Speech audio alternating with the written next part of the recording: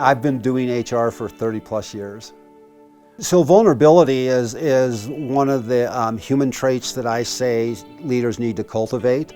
So I think people are afraid of vulnerability because they don't understand it. You know, by vulnerability, I don't mean breaking down in tears or saying the worst, sharing the worst experience you've ever had in your life with your crew, but being willing to say, I don't know the answer there.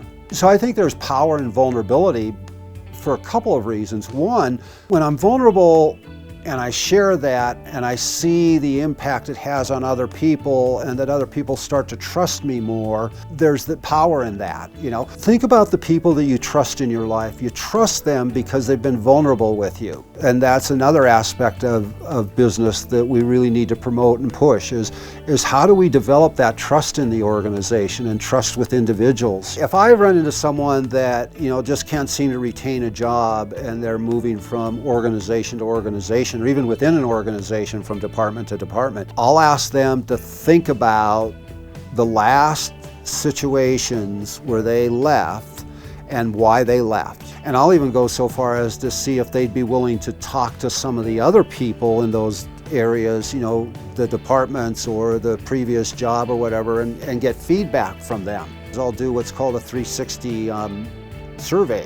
We'll have the individual fill out an assessment on their own, and then we'll have their boss fill out the same instrument. We'll have their peers fill one out, and then we'll have their followers fill one out, and sometimes their customers. And so they get all kinds of feedback from a variety of groups as to where their strengths and weaknesses are.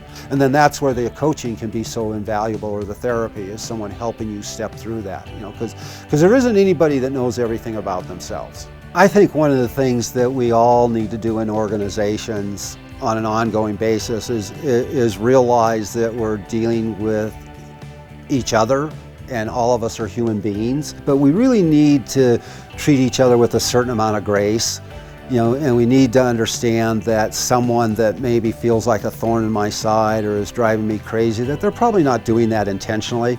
And so if we can approach those kinds of situations with curiosity, I want to back up and rehash that or redo that. Reset with all of your coworkers and say, okay, from this point forward with this new information, here's how I'm going to respond to things, more respectfully, more positively, more curiosity. And in doing that, we get more enjoyment, more fun, and more productivity in the workplace. The way I would articulate it is curiosity over accusation.